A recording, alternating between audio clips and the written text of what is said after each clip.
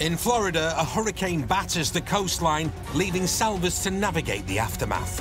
As soon as the wind starts blowing, the waves start picking up, we start getting busy. There it goes. Whoa, whoa, whoa, whoa, whoa! In Egypt, a wild storm capsizes a giant cargo ship as salvage crews endure turbulent weather and waters. Things can go wrong very, very quickly.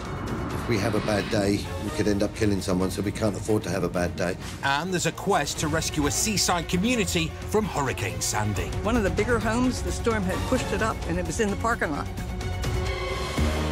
When the weather turns, nothing in their path is safe. It's a major disaster. That's when salvage teams spring into action. 3 o'clock in the morning, the phone rings and you mobilise. Working in treacherous waterways.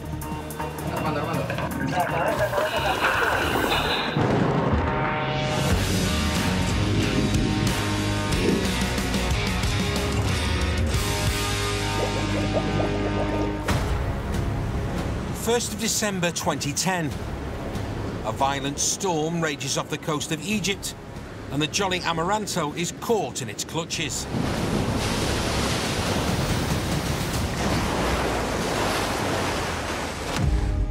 Driven onto a reef, the cargo ship capsized near the entrance to the busy port of Alexandria. The 10,000-ton shipwreck and its cargo of toxic chemicals are in desperate need of salvage. Kit bags, boys. You can put kit bags into 11. One of the teams who immediately answered the call to salvage the vessel was UK Salvers SeaTech. One of our largest ever salvage operations was the Jolly Amaranto. Glenn and his top diver immediately flew to Egypt to oversee the operation. Jolly Amaranto was sitting on the entrance to Alexandria Dock, so it did pose a navigational hazard for any ships approaching. The urgency to this particular operation was that she was on a reef, a protected reef, and she was full of cargo, oils and fuels, vehicles, all sorts of stuff inside her. So the urgency was, as the storms kept attacking her, she was starting to get broken up quite bad. The Jolly Amaranto is on the verge of becoming an environmental disaster. The Jolly Amaranto was to spill any fuel or anything like that, the cleanup would be immense. The SeaTech salvage and dive operations are run from 2 jack-up barges. A jack-up barge is a flat-top barge with very large tubular legs. The legs are released down into the seabed, and then hydraulically it jacks up out of the water. One of the advantages of having a jack-up to work from is that we're not so reliant on the weather. We're jacked up sometimes 14 metres out of the water, so we can stay out there and work in higher swells. Plus, it's also a stable platform for when you're recovering large sections of the vessel. Lads, we got the weather beating up us, so we need to start moving. We need to start moving rapidly. The first thing that I realised is there was an awful lot of material to clear. At the time when she went down, she was fully loaded. It had containers on it, vehicles on it, shovels and excavators. There was a whole plethora of different stuff to deal with. Glenn and Joe have their work cut out for them. Removing the wreck was broken down into 2 phases. The first phase was to use what's called a shear, a large pair of scissors that cuts metal on a very large excavator, to cut everything above the waterline. Once we've got to the waterline, the divers would take over.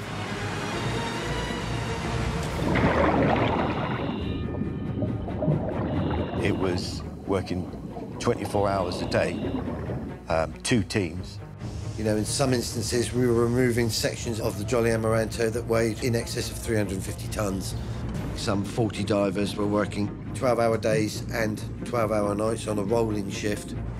When we're not diving, we're carrying out other salvage duties. The team not only faced long hours, but inhospitable weather conditions, with temperatures soaring above 50 degrees Celsius. There was quite a few challenges. Obviously, the heat.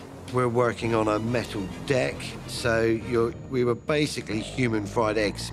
Steel toe-capped work boots would last no more than 6 to 8 weeks. The soles would start to melt and then become jellified, so we were constantly having supplies of PPE, personal protective equipment, flown out to us.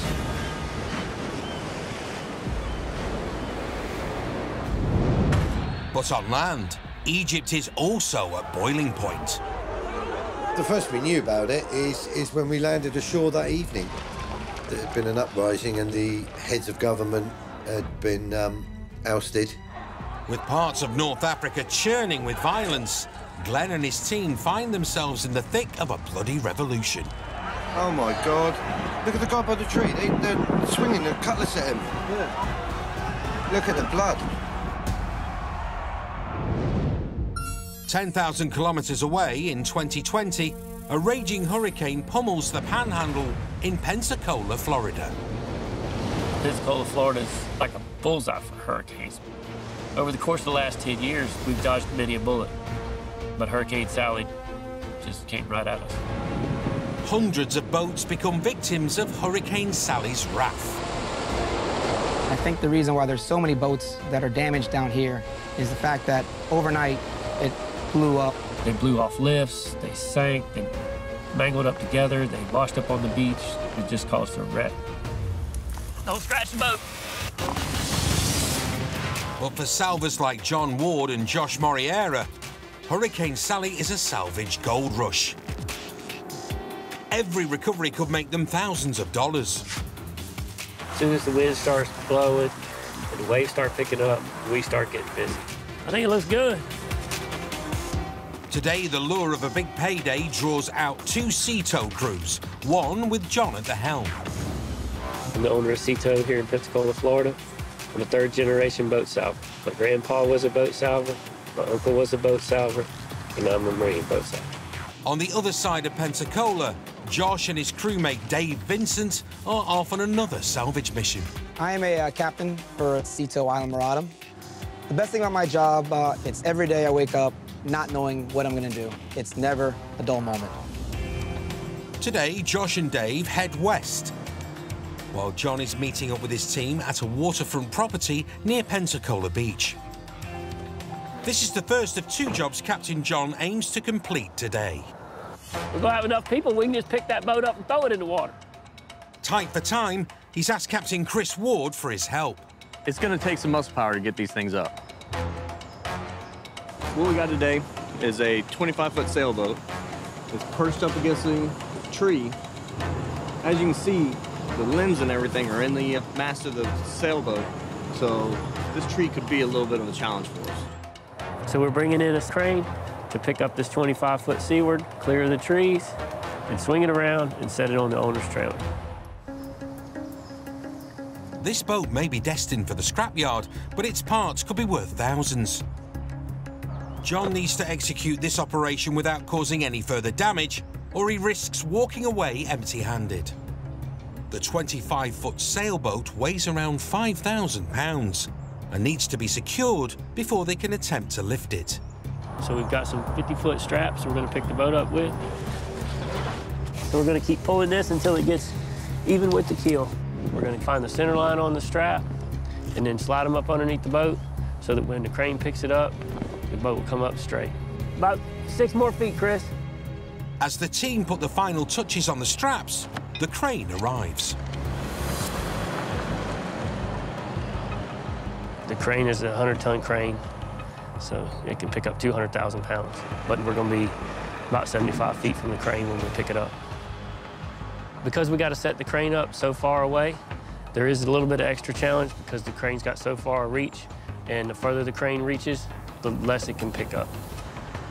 So right now, the crane crew is setting up the pads for the foundation for the crane to put its supports down. These foundations help the crane get stable for the pick, and then each foot that goes down won't sink into the ground. What's the worst thing that could happen? The crane fall over. What's that? I said the crane fall over. The crane is ready to go. We'll kind of rotate a little bit, and then as it picks, it's going to swing that way. The most difficult piece we're going to be dealing with is keeping the sailboat mast and the tree out of the rigging for the crane. It's lift time, but one wrong move and the tree and boat could come crashing down. Oh, this limb right here is hurting us. This is a true test of their rigging skills. One misplaced strap on the boat and it risks getting snarled in the trees, jeopardizing the entire salvage operation. This limb right here is hurting us, but I think once it comes up, it gets clear of that damn tree. As long as that strap behind that mast, we should be good. All right, ready? Starboard side one is good. I think both of them are all right. More tree limbs crack. Hold that toe. There you go. But then we're clear of the tree.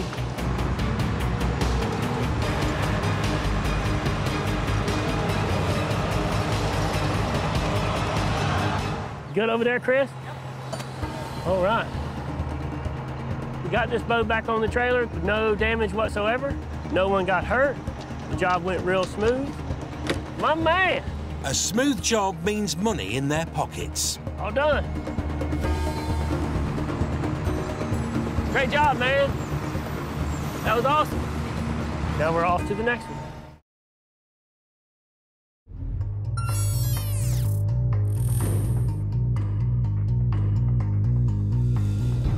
Veteran salver Phil Risco has been in the salvage business for 30 years.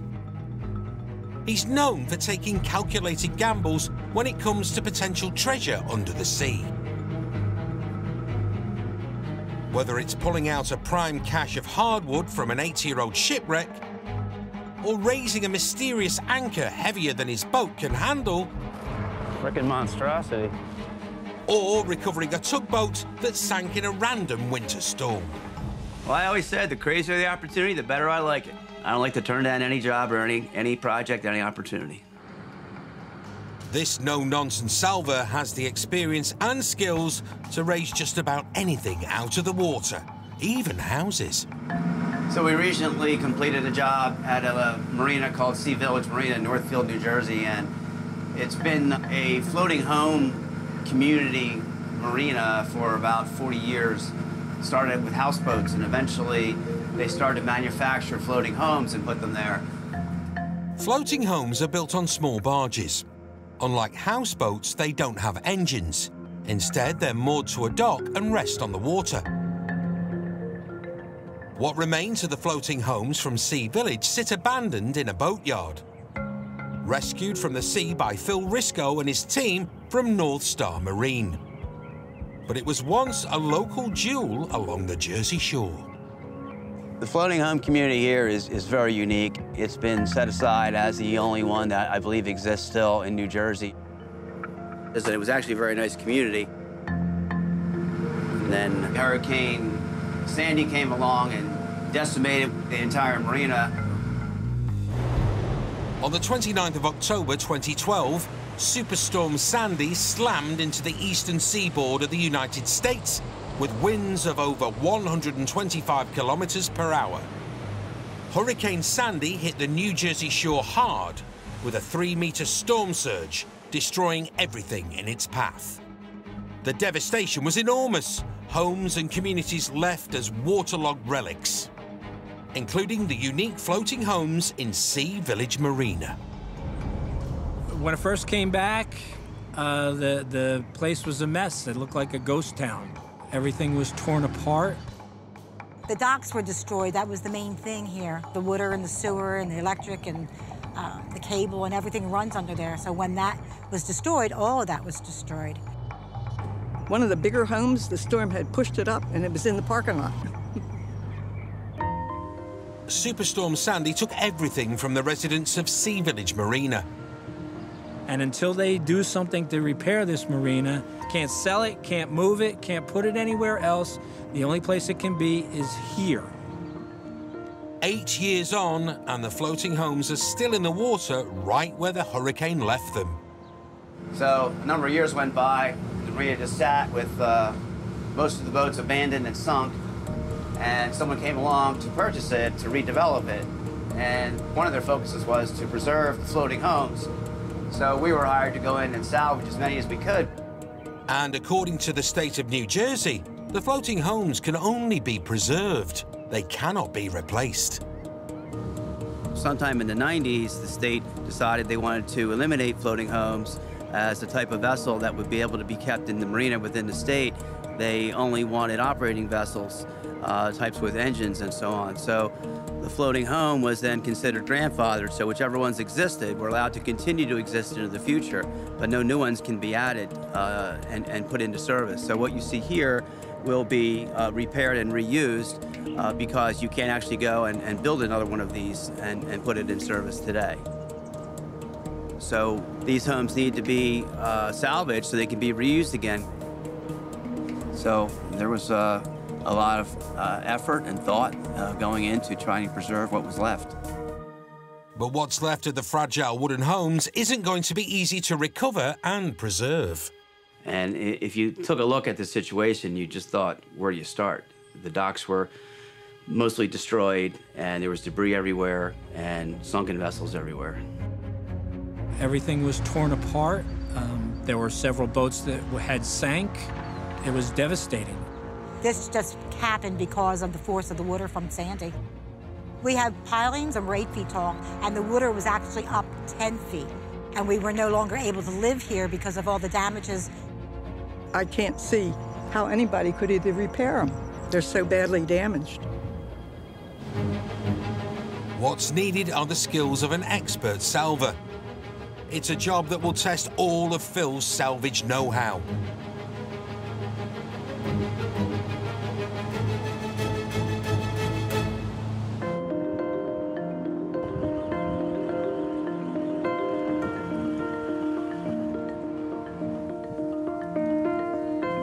Most of them were modified, built and renovated by individuals who owned them for years. And they, like any home, they have a lot of memories, and they were someone's house, someone's home for a period of time.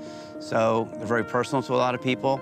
And again, they can't be replaced. So there was a lot of reasons why this effort was put forth to recover these homes and to recover them in one piece so they can be reused and someone can enjoy them well into the future. Phil wants this local community to survive, but saving these fragile homes comes with many challenges. There were a lot of issues with the infrastructure, and the vessels that were partially sunk, eventually they filled with mud, and you can't lift it filled with mud, it just adds too much weight. When you went to finally pick the hull of the houseboat, if it had any excess weight in it, the hull would just crack. A floating home is lost forever without a hull. They don't have the same structural reinforcements to be underway or to be at sea. So we had to be careful how we rigged them. We had no design work and no architectural work or drawings to go off of, so we had to really implement our own process and our own procedures to do this. And we took a look at each one individually. And after 8 years, many of the houses are still stuck on the bottom of the harbour.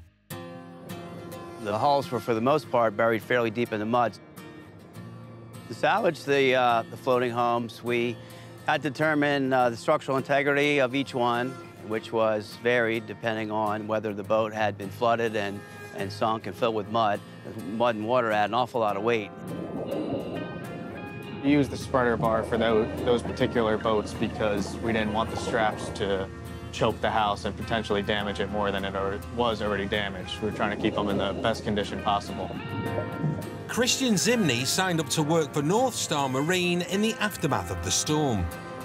After Hurricane Sandy, there's a lot of damage by me, a lot of sunken boats by me, and just kind of got drawn into it. And after that, I kind of knew that's what I wanted to do. He helped to recover many of the homes in the marina. At Sea Village, one of the biggest issues that we dealt with were the tides. At high tide, you only had about 3 feet of water, and at low tide, it was completely mud. So that was our biggest challenge, was just dealing with the tides and trying to time that right and our start times right, just to be the most efficient possible. The challenge there was you can only work a few hours during high tide to float with your barges and equipment to move around and try to do the recovery work. So you had very limited windows, usually 3 or 4 hours. The limited work windows, combined with the heavy accumulation of sea mud, tests the veteran salver's skills. You can't lift it filled with mud, it just adds too much weight, so we had to try to pump the mud out, shovel the mud out, and that always takes a lot longer than you anticipate. To rig something that's stuck in the mud for hoisting, you take a pump with a pipe and push underneath and blow the mud out of the way, and then feed a line through, and then feed a cable or a strap through. So the air line would push a hole through the mud and bring a messenger line with it, and we pull a strap back through. And then we rig sufficient straps so once we put the strain on it, we wouldn't crush the hull, and we would lift slowly and get it to the surface, and then we would de-water it if it had any water in it. We had to lift it without damaging it. Superstructures already were very weak. One house is safely out of the water, but there are still 39 more cherished homes for Phil to recover. Each vessel was different, the weights were different, very few of them were built the same. We had very little information to go on other than our best calculations and our best guesses. Any further damage and the home will be just a memory. But there's still hope. Hopefully, in the next year, I'll be back in it because it's a wonderful living experience.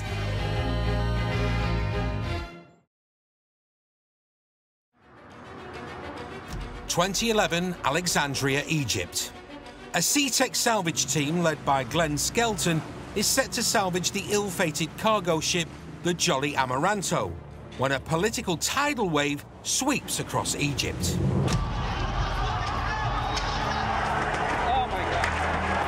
The environment within Egypt itself was unsettled. So there was nervousness about that. What do we face when we get there? Pro-democracy demonstrators face violent crackdowns as the Arab Spring spreads.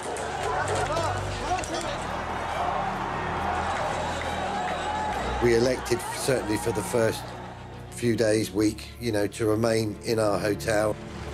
There was a lot of riots in Alexandria, and we were in the thick of it. You know, you could open up your hotel window and just see it all unfolding below you.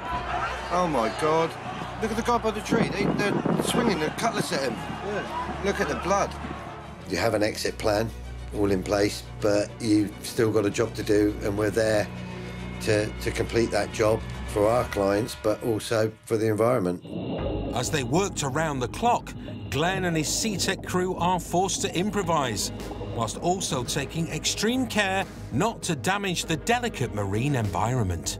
We had to cut everything by hand. We couldn't use wires, we couldn't use chains for fear of destroying the reef that the vessel sat upon.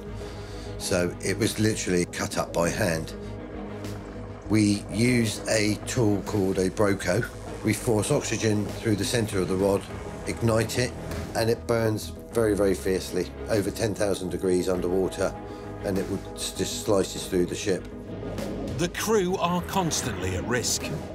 You've got a wreck that's been open to the sea, and it's twisted, and you really have to make a note of what is around you. Is there something loose above you that's got the ability to fall or cave in?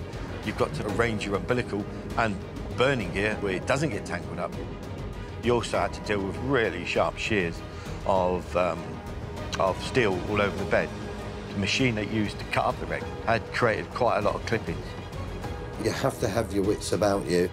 Things can go wrong very, very quickly.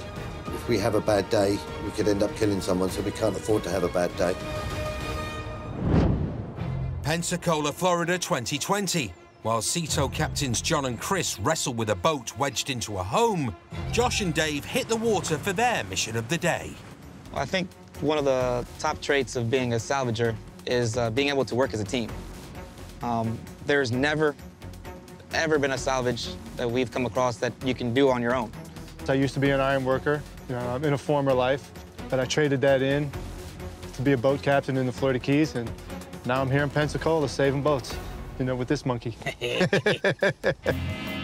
Josh and Dave head west from the main port of Pensacola to Ono Island, a town hit hard by Hurricane Sally. We are on the northwest corner of Ono Island, approaching a boat here that looks like it's stern in the water, bow up in the air. So there's another one right there. Is that the one right there? Wow, 2 pontoons, 2 houses away. There's 2 pontoons that are identical. One is bow down, one is stern down. They can't start the job if they don't know which boat to lift. Bennington Marine 2275. It's gray. Say again? Gray, 24 foot. From here, they both look gray.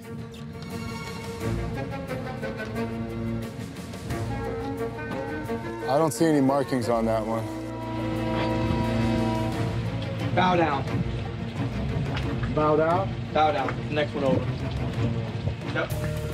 Josh and Dave head over to the second boat, upended in another dock 50 yards away. The same make and model and everything. Looks like the same situation, except that instead of being bow down, it's stern down.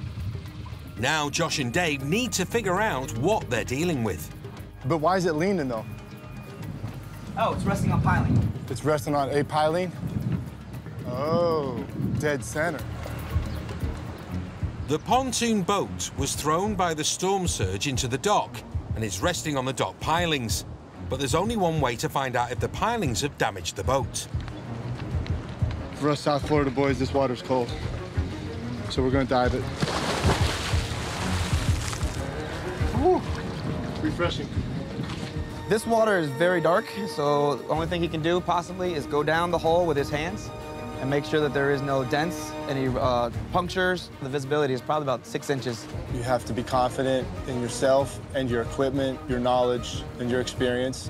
Slow like a pro.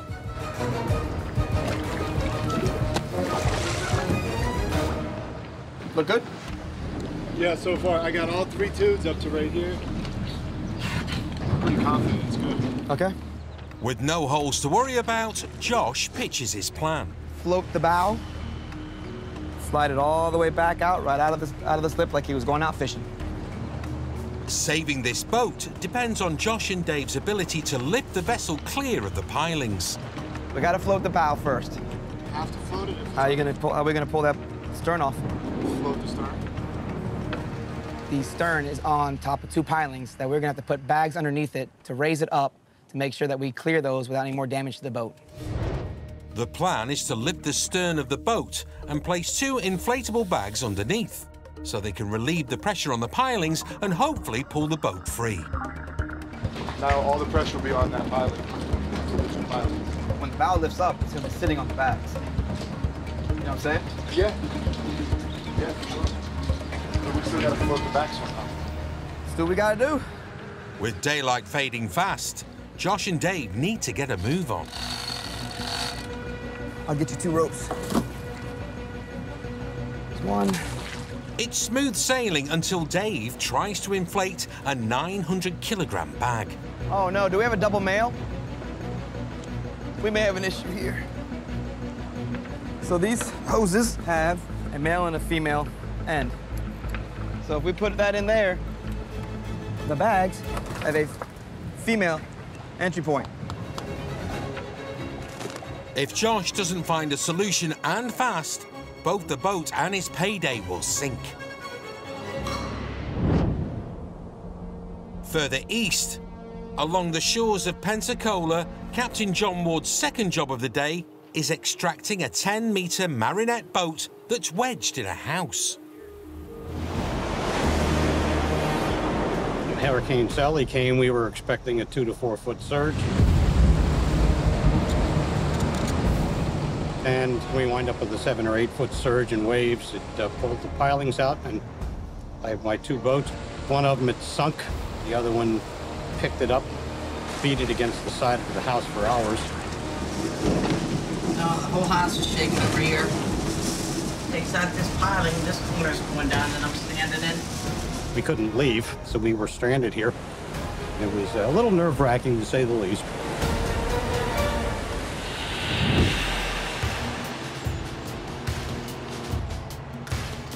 Which way's it got to go, Andrew? Oh, you got to go around that pole? The challenge that we face here is to get this 32-foot Marinette picked up with the crane and set it on the trailer. The boat is under the house. Right here is one of the pilings that it broke on the way in, and along with this one right here, and it's resting against the third. So we don't know how much load from the house is actually on the boat. This is going to be a super delicate pick. We're going to go super slow to try to make sure we don't cause any more damage to the house or the boat. Now let's go under that keel. A little more. John and his team place straps around the hull of the boat that will fasten to the crane. Since the boat is lodged under the porch, the crane needs to be side-loaded. This ensures the boat swings away from the house when lifted. Are you ready, buddy? All right, I'm gonna come up slow. Don't let me get hung up on nothing over there. They only have one chance to get this right. All right, I want that strap right in line with this bulkhead. All right, just get hung up in between the piling and the boat. We can't get the strap lined up exactly where it needs to be. With it like this, it's gonna pull the strap behind the keel, and I can't have that. We're gonna run that strap around on that side of the pole, all right? John gathers the crew. I just wanna have a meeting with everybody on the ground real quick. Everybody here is gonna be a set of eyes for the boat and the house. I'm worried about this pole where the swim ladder is resting on. If we pick it up and it falls, that's what's holding the porch up. We're gonna move super, super, super slow. Right now, we have no idea what's fixing to happen when we pick this boat, if there's any piece of the house that's under a load that may break yet. We just don't know. One wrong move, and this house could come tumbling down. If something was to shift, the porch of the house could come down on top of us. There it goes. Whoa, whoa, whoa, whoa,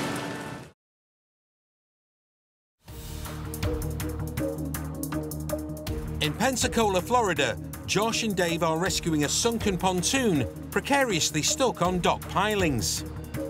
The plan to use inflatable lift bags to boost the boat off the dock is temporarily delayed, whilst Josh fixes an issue with the hoses. I was able to find a hose which had a male piece. I unscrewed that one. Then I was able to take another one of our bag configurations, had another male that was a male screw-in, and this is a female screw-in. Put them together, and there we go, problem solved. Good? All right, it's hooked up. As the bag inflates, Josh and Dave watch for signs that their plan is working. I don't quite got daylight, but it was definitely moving. No daylight on this side. No daylight? No. There we go. Now we got some daylight. It's the point of no return. Will the boat slide out, or will the piling rip a hole in the pontoon? Can you move her forward at all? I'm trying, bro.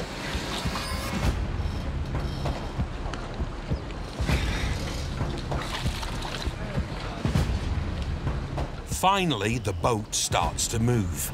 We'll pull it straight out now. Did that bow around?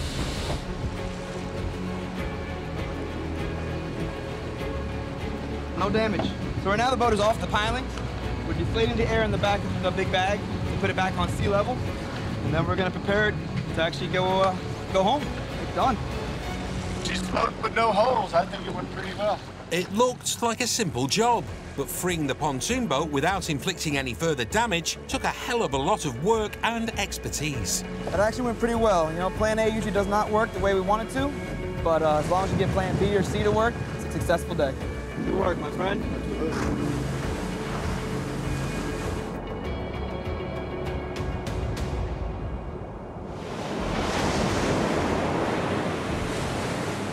On the 29th of October 2012, Hurricane Sandy roared into the Jersey shore with a storm surge of over 3 meters high, ravaging the enclave of floating homes at Sea Village Marina.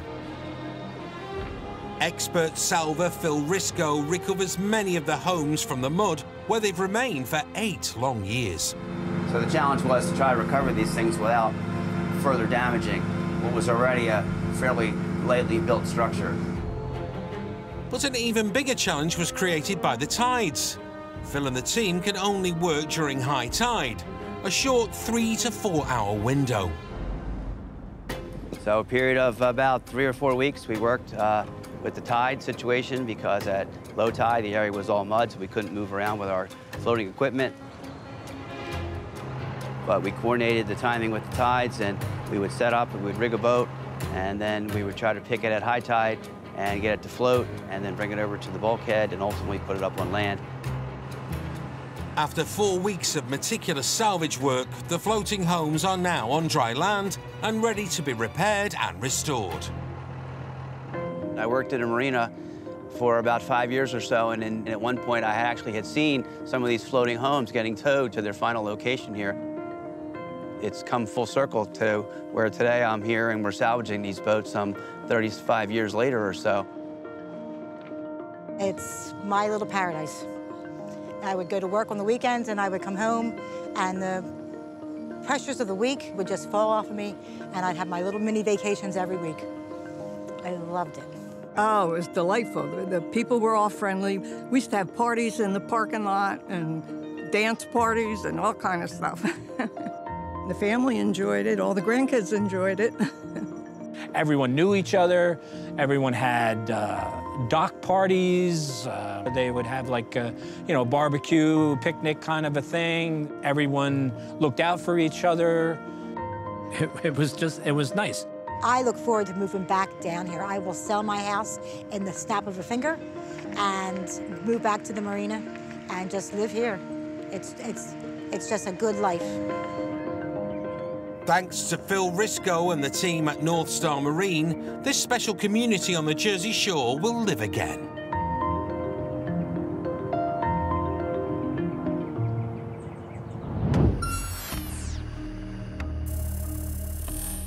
Pensacola, Florida. Captain John Ward of Seatow is removing a 10-metre Marinette boat swept ashore by Hurricane Sally.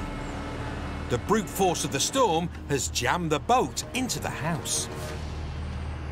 We don't know how much load from the house is actually on the boat. And there's really no way to tell that until we start picking. We're going to start picking really, really slowly and keep an eye on the house. We're going to try to keep from damaging the boat, and we definitely don't want to do any more damage to the house. Andrew, you and Chuck and Mark's can go on that side, and me and Chris, and you'll be on this side, all right? Worst case scenario is somebody gets hurt. Look good over there? Everything else can be fixed, but I dang sure don't want any of my crew to get hurt.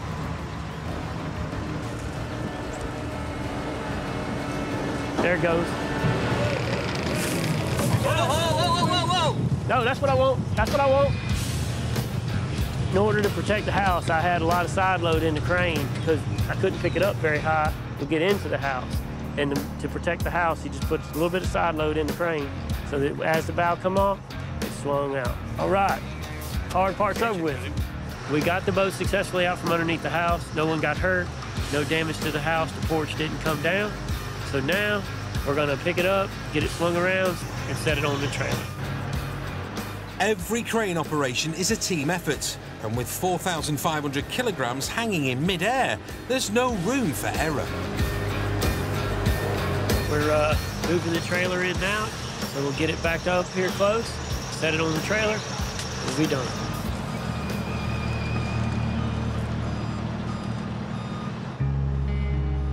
For Gary, the boat's owner, it's a bittersweet moment. Now that we see the boat on a trailer and smashed up and leaving, it's sad. All right, cable down slow. We really enjoyed the boat, but time for a new chapter. Yeah, that looks real good. Well, another baby girl done. We didn't damage the house. We didn't damage the boat. No one got hurt. Job was a success.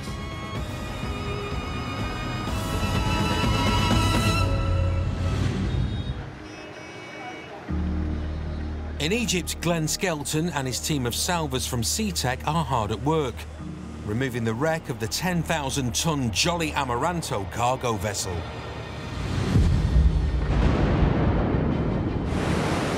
But Alexandria's notoriously rough weather adds yet another challenge to an already grueling salvage. The Jolly Amaranto and the weather issues, they were constant all the way through. And we're working right on the reef, which magnified the wave heights that were coming through. And some of the footage and pictures that we've got are waves 8, 9 metres high, crashing against the bottom of the jack-up. We had an incident where we had a nice sunny day, and then all of a sudden, it was as if someone flicked a switch. Cold air seemed to come from nowhere. And then quite a large tornado was heading to the land, hit the shore, ran along the whole of the beach, up into the town, and then just disappeared. So you've always got to be on your toes. You've always got to be aware of your surroundings and the horizon. The horizon can tell you a lot. For Joe Prill, working underwater brings him face to face with the area's unique wildlife. All of a sudden, I had this octopus crawl all over me. Over my arms, over my helmet. It must have been fascinated with the burning gear. And then just to prove it wasn't a fluke, a couple of days later, the same thing happened again. Fascinating interaction with the wildlife. At times, you had that many fish around you, you couldn't actually see different parts of the job. It was really cool.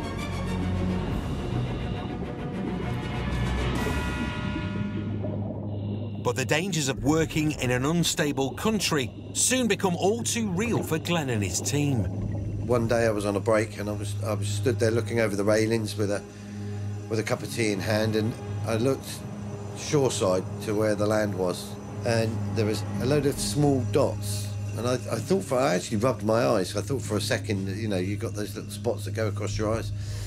And it was what they class as skiffs, a load of small, very narrow boats heading towards us. We were under siege from pirates, trying to claim whatever they could claim. The Jolly Amaranto holds a small fortune in copper. Pirates would come quite often to try and retrieve that copper from the wreck. Oblivious to the drama above the water, Joe continues his dive operation. When all this is going on, you're concerned about the man you've got in the water. So the first thing is we need to recover that diver to make him safe. Once we've got the diver back on board deck, we secured our areas and we had watches out straight away to ensure that no one could actually board us. The favourable thing was for us, we were at that stage jacked up out of the water on the jack-up some 14 metres, so it was a bit of a hell of a climb for them. The adrenaline's flowing and you're thinking, God, this is exciting. You know, this is what we're here for. We were fortunate enough that we were in close contact with the Navy. The military very kindly sent out fast response vessels that dispersed the group of guys that in their skiffs. It's another crazy turn in an adrenaline-pumping salvage. Been attacked by pirates, been shot at, been in uprisings, and it's part of the job. It's a harsh life, but it's an enjoyable life, it's an exciting life. The adrenaline's flowing and you literally eat, sleep, and live off your adrenaline. The salvage of the Jolly Amaranto is complete after 2 action-packed years. The project in itself, life-changing, showstopper, really was. The Jolly Amaranto was definitely my top job out of my diving career, 30 years. It is a great feeling to see that last piece recovered and landed on the deck. And you see it was pride. And then you can turn around and you can look around to the people you work with and go, yeah, that's a good day's work.